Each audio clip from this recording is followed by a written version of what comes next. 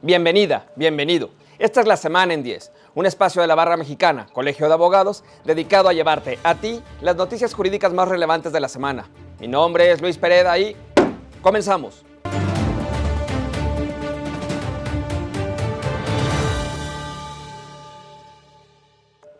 En una decisión que podría ser un primer paso hacia un nuevo entendimiento de la farmacodependencia, la Suprema Corte de Justicia de la Nación otorgó un amparo a una persona que había sido detenida con 99 miligramos de metanfetaminas, es decir, casi el doble de lo que la Ley General de Salud permite.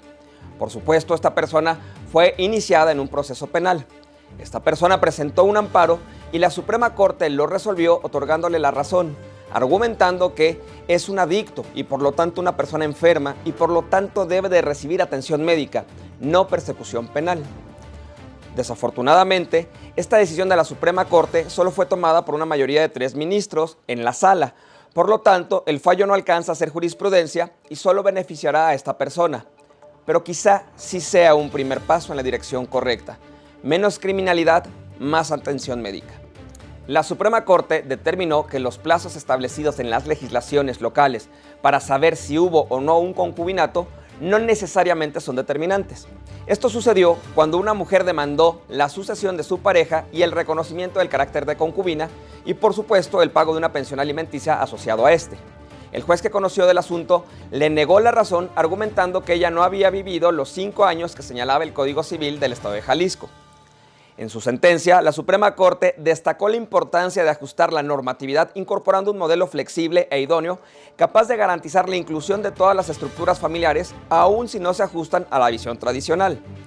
A partir de esta resolución de la Suprema Corte, la jueza o juez familiar que conozca estos asuntos deberá recabar todas las pruebas necesarias para verificar si en el caso es posible anotar que entre las personas que alegan ser concubinos hubo o no, en efecto, una relación de convivencia que cuenta con los elementos de estabilidad, afectividad, solidaridad y ayuda mutua, los cuales deben ser analizados como parte de un conjunto integral de interacciones. En otras palabras, probablemente usted esté viviendo un concubinato y no lo sabe. En mayo de este año, el Ejecutivo Federal, a través de la Secretaría de Hacienda y Crédito Público, presentó el paquete contra la inflación y la carestía. Esto busca reducir la inflación y la caída en el consumo de los hogares. Entre otras herramientas, se publicó en el Diario Oficial la exención del arancel en la importación a 21 productos de canasta básica y 6 de insumo estratégico. La publicación se dio el 16 de mayo y para el 19 ya se había publicado una fe de ratas.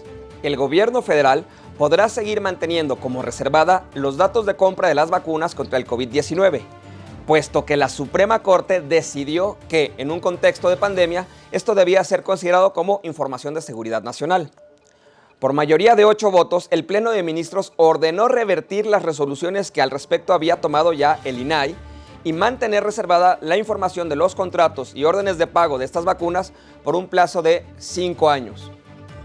Mal día para la transparencia.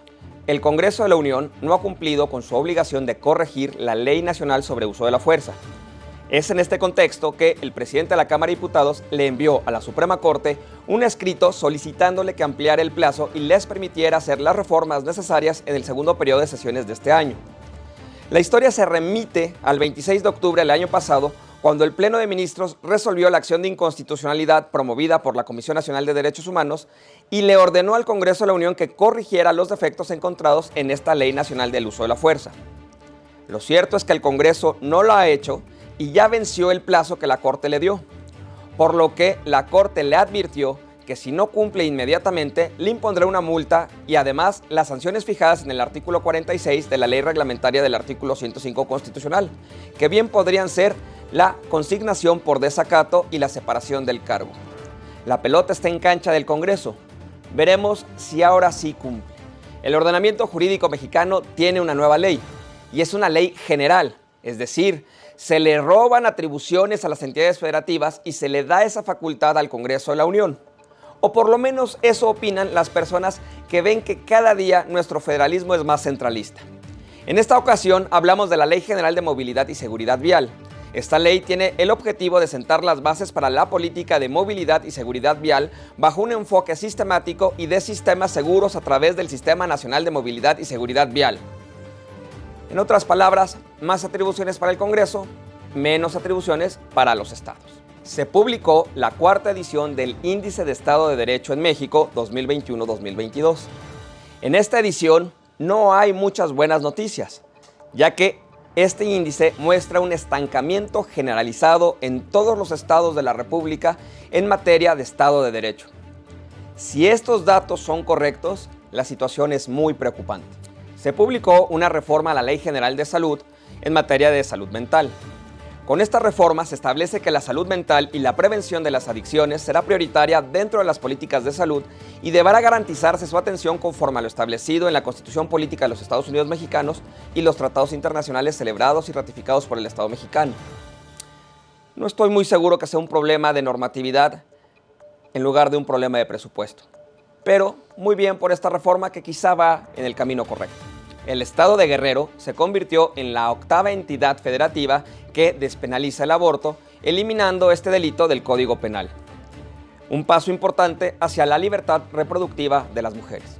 La Suprema Corte ha iniciado el estudio de las impugnaciones que se presentaron desde el Poder Legislativo a las reformas a la Ley Orgánica de la Administración Pública Federal que se publicaron el 30 de noviembre de 2018.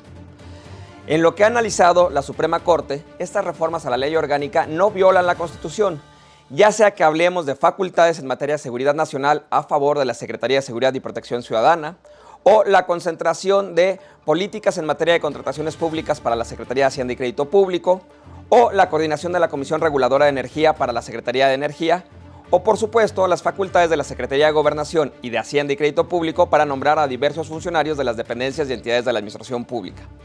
En pocas palabras, en lo que ha estudiado la Suprema Corte, esta Ley Orgánica de 2018 es constitucional. La próxima semana terminarán con este estudio y podremos saber si hay que hacer reformas o no.